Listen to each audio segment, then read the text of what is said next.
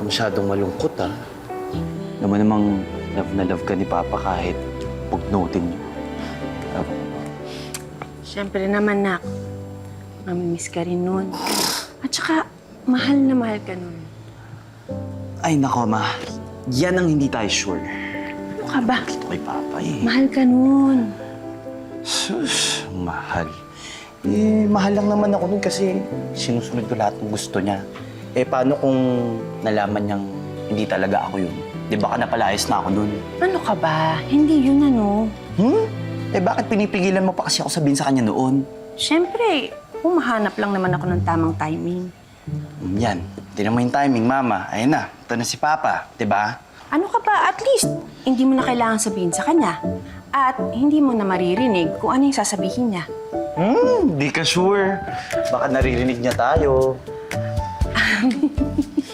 Ay, anak, pasensyahan mo na si Mama kung minsan naglalag, ha?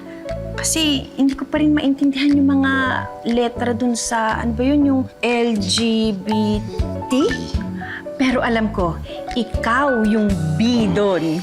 B as in bisexual, ah. Hindi yung isang B. Mama.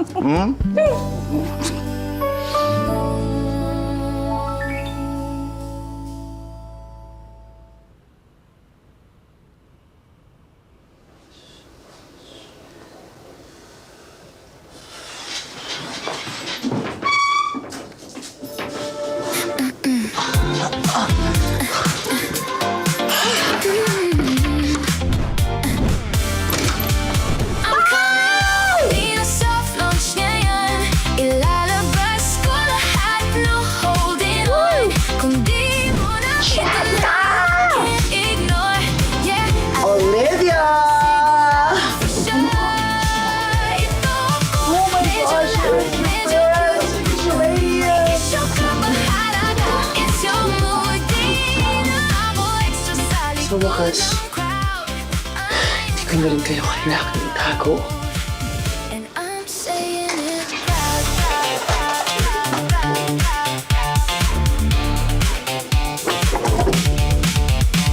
Sabihin mo na kung anong gusto mo, pero ko to di na magtatago. Sobra para sa'yo, you can walk away. Matigal ko ng gustong sabihin. No filter, no fear.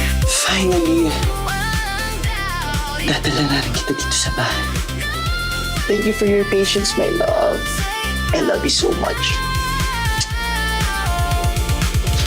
I'm coming.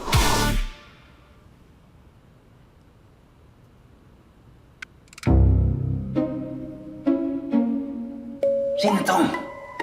Bakit may mga ba't maniga dito? Michael!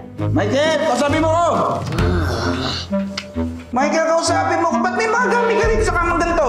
Saan to? Bakit? Bakla ka ba?